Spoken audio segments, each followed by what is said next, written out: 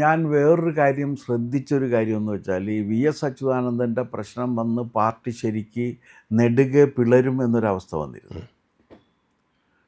2-3 വട്ടം പാർട്ടി പിളരുന്നതിൻ്റെ വക്ക് വരെ എത്തി.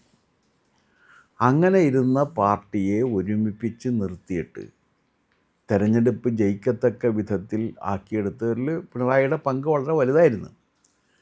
ആദ്യം പിണറായി ജയിച്ചപ്പോൾ വി എസ് അച്യുതാനന്ദൻ ഭക്തന്മാരെല്ലാവരും കൂടി പറഞ്ഞു വരുത്തിയത് അച്യുതാനന്ദൻ്റെ ചെലവിൽ വന്നെന്നാണ്.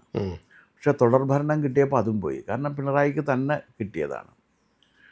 അങ്ങനെ 2 വട്ടത്തിൻ്റെ ഭരണത്തിന് ശേഷം പിണറായിയുടെ പ്രവർത്തനങ്ങളിൽ ജനങ്ങൾക്ക് അതൃപ്തി തോന്നി, പാർട്ടി പ്രവർത്തകർക്ക് അതൃപ്തി തോന്നി. പാർട്ടി പ്രവർത്തകരിൽ നല്ലൊരു ശതമാനം പേര് പിണറായി മാറണം, പിണറായി മോശമാണ് എന്ന് എൻ്റെ അടുത്ത് തന്നെ നേരിട്ട് പറഞ്ഞിട്ടുണ്ട്. അതിൻ്റെ കാരണം അവർക്കറിയാൻ പറ്റും എന്താണെന്നുള്ള കാര്യം. ഇനി പിണറായിയുടെ ഭരണവും അങ്ങനെ വലിയൊരു മോശം ഭരണമായിരുന്നു എന്നുള്ളൊരു അഭിപ്രായം എനിക്കില്ല.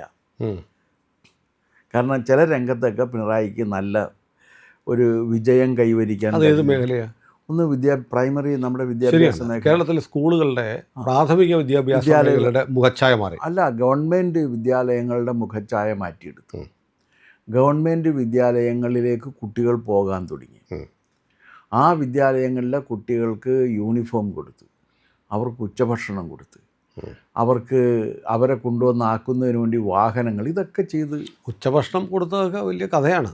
അല്ല, എന്തും ആയിക്കോട്ടെ. അതൊക്കെ പാവപ്പെട്ട അധ്യാപകർ പൈസ ഉണ്ടാക്കി. അല്ല, അങ്ങനെയല്ല, കൊടുത്ത് പിന്നെ പദ്ധതി കൊണ്ടുവന്നു. പക്ഷേ സ്കൂളുകളൊക്കെ ഹൈടെക് ആക്കി. ഈ സ്കൂളുകളൊക്കെ ഹൈടെക് ആക്കി. പ്രൈമറി സ്കൂൾ അല്ലെങ്കിൽ ഹൈസ്കൂൾ വിദ്യാഭ്യാസ രംഗത്ത് ഉണ്ടായൊരു മാറ്റം നല്ലതായിരുന്നു. പിന്നെ അങ്ങനെ പവർ കട്ട് ഒഴിവാക്കിക്കൊണ്ടുള്ളൊരു ഭരണം ഉണ്ടായിരുന്നു. കുടിവെള്ളം എല്ലാവർക്കും എത്തിച്ചു കൊടുക്കുന്നൊരു സമ്പ്രദായം ഉണ്ടായിരുന്നു. സർക്കാർ ആശുപത്രികളുടെ ഗുണനിലവാരത്തിൽ വലിയ ഇമ്പ്രൂവ്മെൻ്റ് ഉണ്ടായി. ശരിയാണ്, വലിയ ഇമ്പ്രൂവ്മെൻ്റ് ഉണ്ടായി. പിന്നെ പട്ടിണിയില്ലാത്ത ഒരവസ്ഥയും ഉണ്ടാക്കി. ഇത്രയും കാര്യങ്ങളൊക്കെ ചെയ്തതാണ് അങ്ങേരുടെ ഭരണത്തിൻ്റെ. ആ ഭരണത്തിൽ പല കാര്യങ്ങളുണ്ട് ഇതിനകത്ത്. പിന്നെ റോഡും ബാക്കി കാര്യങ്ങളൊക്കെ വന്നതിലും ഇതിനകത്ത് മോദിയുടെ സംഭാവന വളരെ വലുതാണ്.